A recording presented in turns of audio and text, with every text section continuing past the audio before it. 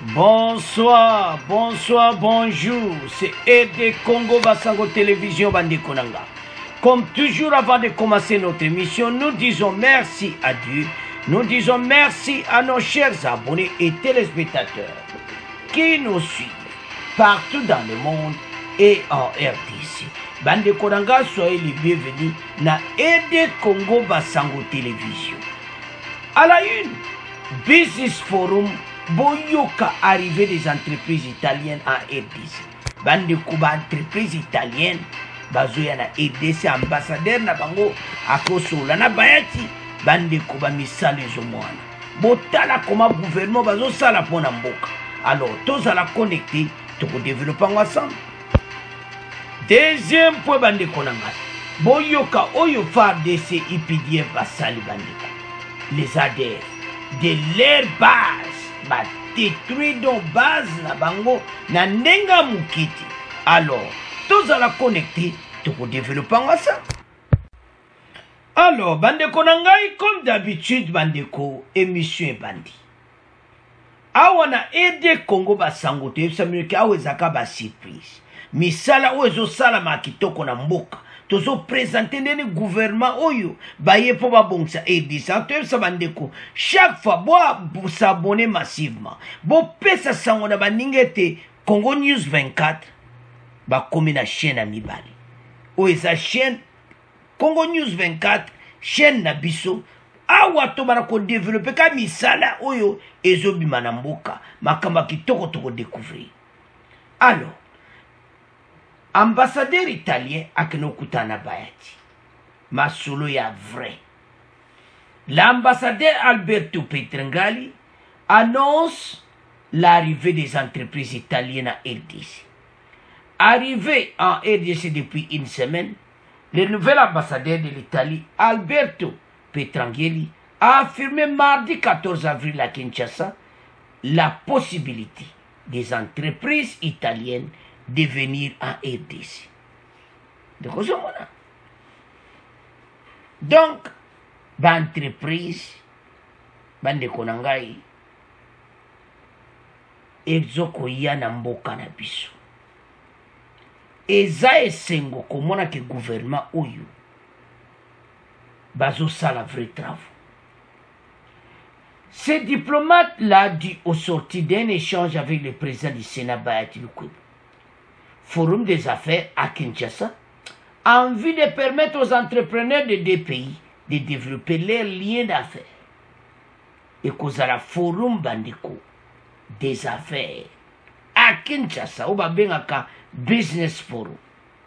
Donc, mokolango, ba entreprise na biso ba koza connexion bandeko ba italien, bazana suka na ba société.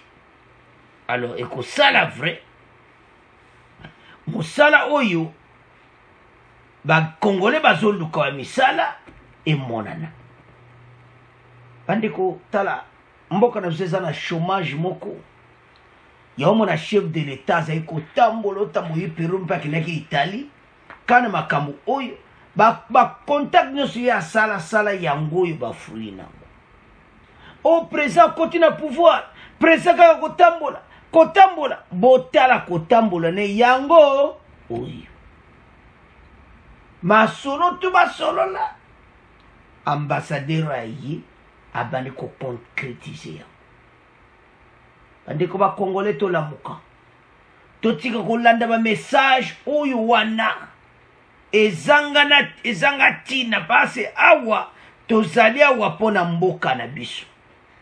Ces pays, il faut développer dans les mukiti. Parce que nous savons que dans Congo News 24, Aide Congo Basango dans la chaîne, oyo, tout le monde peut savoir que c'est vrai info pour l'amboka. Chômage pour la conciliation, il faut que la société zala. Il y a un besoin de faire des choses malgré les critiques, malgré les besoins de faire Fatia le budget non salon pour l'intérêt en boca. L'ambassadeur italien et le président du Sénat ont notamment échangé sur les relations diplomatiques entre les deux pays et la diplomatie parlementaire. Ils ont aussi partagé sur les élections et sur la situation sécuritaire à l'est de la RDC. J'ai eu l'occasion de rencontrer le président du Sénat. Voilà ce que Yemotan Azolo Abogoyoke Bandeko. Ça a été une occasion pour moi, un premier échange très possible de coopération entre l'Italie et la RDC. Alors, Toyoka, ambassadeur italien, bon, on continue mission à mission. D'une chambre du Parlement à une autre, le président du Sénat a échangé avec le nouvel ambassadeur de l'Italie sur les relations diplomatiques entre les deux pays. Alberto Petrangeli et Modeste Bahati ont notamment échangé sur les expériences entre les deux pays, les élections, ainsi que la situation sécuritaire dans l'Est de la RDC.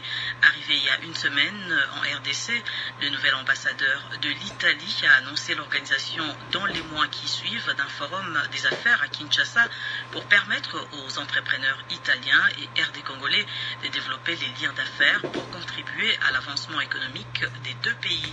Alberto Petrangeli est au micro de Michel Kifindangoy. J'ai eu l'honneur de rencontrer le président du Sénat qui est très lié avec l'Italie. Ça a été une occasion pour un premier échange entre possibilités de coopération entre l'Italie et la République démocratique du Congo, aussi à niveau des échanges intraparlementaires.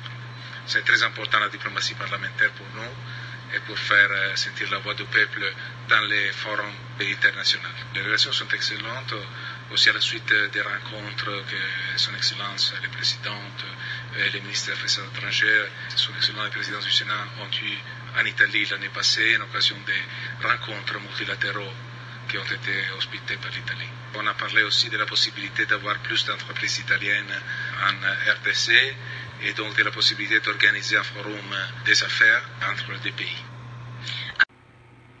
Alors, bande konangato landi bisogno suana. Ambassadeur italien. J'ai eu l'honneur de rencontrer le président du Sénat, qui est très lié avec l'Italie. Ça a été une occasion pour un premier échange très possible de coopération entre l'Italie et la RDC. Aussi au niveau des échanges interparlementaires. C'est très important la diplomatie parlementaire pour nous et nous fait valoir que la voix du peuple dans les forums internationaux, a souligné Alberto Petrangeli. Bande quoi ça qu'on réjouir. Donc Nathan Oyo, ndeni Italie baza connecté na bango. Parce que bande ko ezesengo. Alors, chers téléspectateurs, botala ndenge mboka ezo changer. Bande ko ebele bazoba ki ete kuno zo tia awa tozo tia mingi ba innovation. Toko sangsana information o toko tiawa parce que tozala ba information ebele. So tobi to tiawa kaka na chaîne mo kuna toko lala isoko des éditants. Yango tina to sali chaîne oyo po awa to découvrir ba documentaire ba makambo ebele weza très important pour mboka. Beaucoup landa be extrait ndenge nini makambo ya innovation ezo sala. Alors ambassadeur oyo bayena masolo kitoko pona mboka. Parce que mboka na biso chômage leki. Ba société bandeko soki ba société comme bele na mboka batu bajwa misala. Boyebi ke kalezala ka vraiment batu mona wuti musala ye. Mais lelo yo batu basala kali sous-pédate. Batu bele bakwaka kosala ba coopération. Batu bakomaka boulot neka koteka. Parce qu'il n'y a pas de société. Donc mutu nyonso koma commerçant pour aller. Yango fatila à côté na pouvoir abani ko tambola. Tala ba fruina. Italie yo bazoya na nina ba faire. Fati pe kala kendaka pe kuna. Kaka makambo wa business yeso a voyager pendant que luka ben investisseur. Alors maintenant ambassadeur a confirmé comme étant baya na RDC. Bande ko loko leki musale zater. Au cours de moi $100 aux débrouiller. Mais soza musano chaque mois bazo futayo. Bon mona RDC ndeko échange. C'est ça le travail où yo fatia za ko sala. batu bako jwa misala bako jwa ba boulot pe et ko changer ba vie batu yango to esa bandeko nyonso ete et comme tant de télé to avancer ensemble to soutenir gouvernement oyo ba misala ko monana ba congolais ba kuma kusala bandeko kala to zana be usine bele na ba maluku ba usine wa nyonso ikenda kaka gouvernement sali 20 au pouvoir basali libiso ata ba société nina sika moto nyonso alinga kota na politique pona politique mbongo ezali la situation problème to anango au lieu que batu ba créer ba société mais tout le monde a que na politique tala ndenge ambassadeur a lobby ke akokutana na ba entrepreneur na biso ya RDC bakosolola ndeni musala oyo ekozala échanger entre les deux pays. Alors le forum des affaires à Kinshasa a envie de permettre aux entrepreneurs des deux pays de développer leurs liens d'affaires. Donc bah lien d'affaires. Vous savez, et se développer. C'est ça comment avancer ces pays. C'est là comment n'entoko koke liboso. Ba Congolais to lamuka. RDC na biso zoke na direction kitoko. Yango biso nyonso to fungola miso bandeko na ngai. Et comme état o biso nyonso tozala engagé pour mboka oyo ba kuso gouvernement oyo bazobongisa to tia kolanda ba faux discours yango chaque na be mission na biso to beta kasete ete to soutenir ba action oyo to pesa maloba kitoko pona gouvernement to pesa sango pona gouvernement bo partage ka ba ban oyo ko esa bande ko tala misale za koya tebi ke nzale zali mais facha zo sale fort. C'est à ce point tout tiki premier point to comment na deuxième point.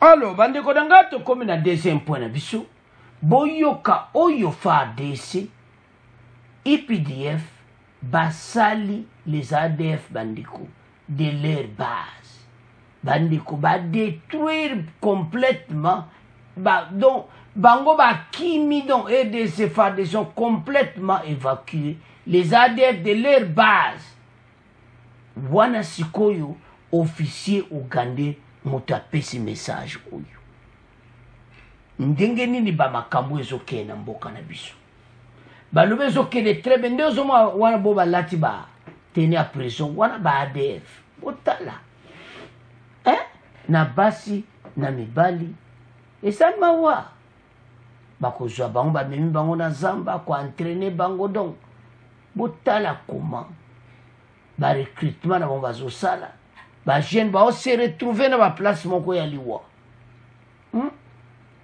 ba innocent ba jeune wa tout ADF azo tala bango ba bomaka so tali bango pasa ko utiliser bango na bata bazambala ba laver bango cerveau que voilà ça la boma parce que nous avons un problème sérieux.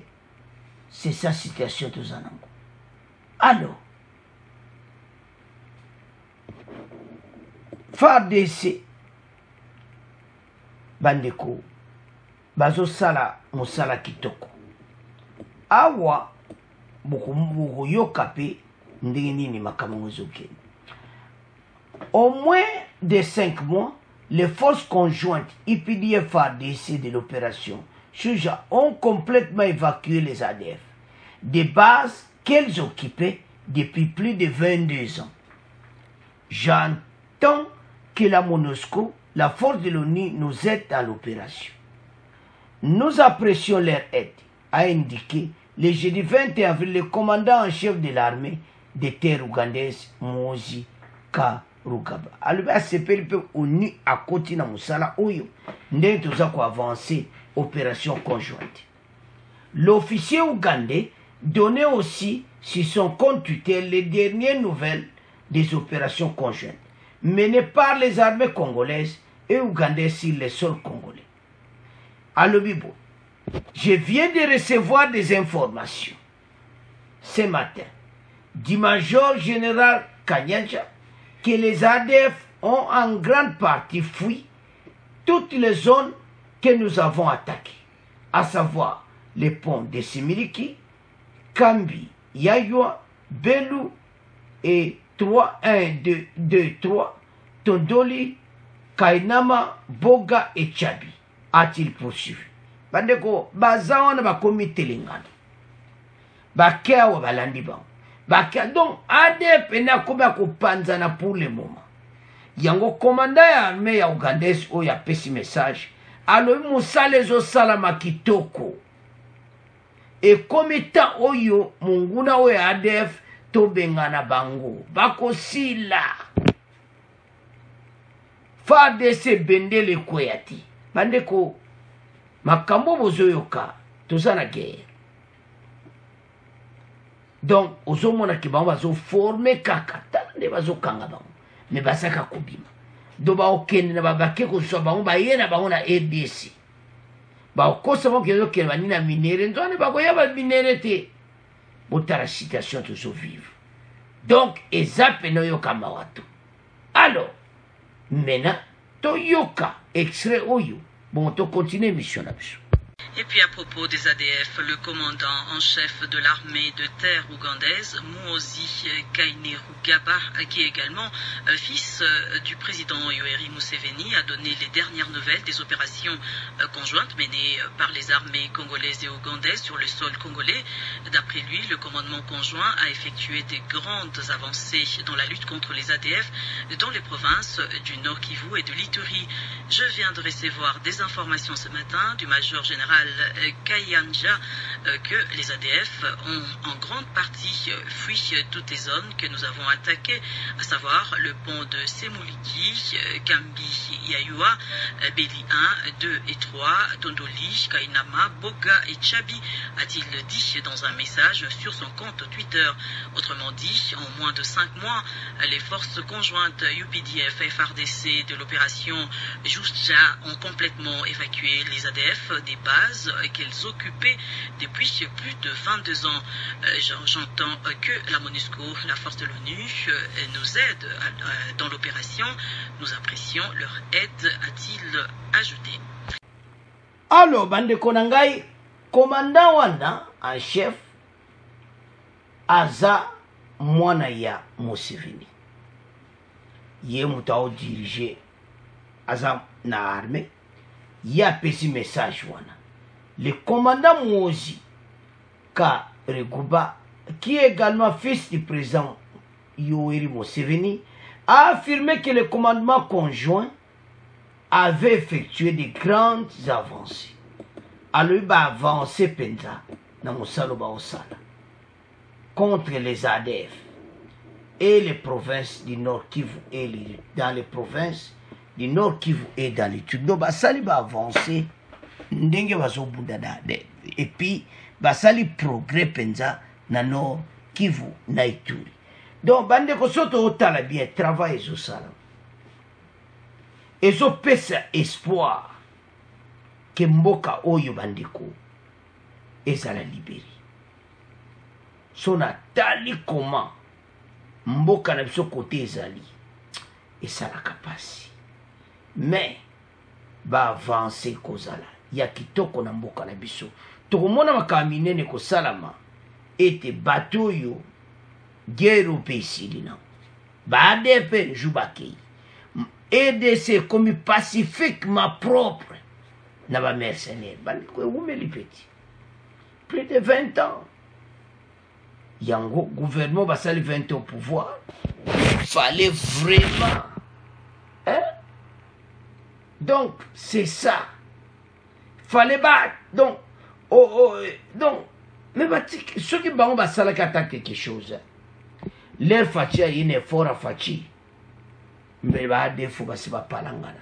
Banzela sambo. Ba luki bi pa ya kokende ba kokende. Mais c'est parce que bande konangai bango basaki logote ba fachi ba konde ko bandela si bande ko mboka ezaki détruit. So ba compter combien ba zana kata zamba. Ba stratégie ba zo sale zaka pona ko silisa ba ADF tout ça. Alors o aza commandant na bango mwana Museveni alobi baavance ezosalama mosala ezokende kitoko. ADF a quitté ma place na ye nyonso. Ils ont évacué les bases o nyonso batie wana na babase na bango bazomwana lisuti. So totala makambo aboye totande mboka ezokende me bato mosusu bazopesa bafaux discours mpona kotia kaka mbulima eza mawa manipulation bakongole bokeba surtout bapembeni na baélection bomona bamanipulation moko impossible. Ozoma mpe bazobotisa incompréhension na likambo eza polele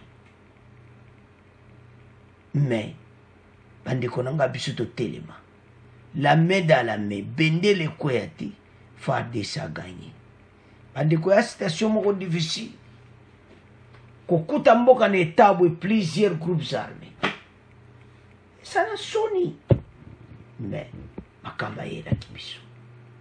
Alors soki tozotala ezosala mawa donc nde toloba awa baza indépendant te bazoyeba te pawa pa kokende bandeko baza kopalanga na bango nyonso bata ADF bazopakata bambangu bazopakata bambangu mais ntango ekoki parce que pour le moment FARDC pena baadétermine na ndenge moke te mpona kolongola bato oyo nyonso bandeko babini mingi te na mboka na biso badanse mpe me bayeba ete sikoyo ekomi temps bango batika bakima soki baokende wapi eyebi kaka bango po biso bandeko na ngai mboka etika na kimia bandeko baresource baminere baza kopie partout bazokota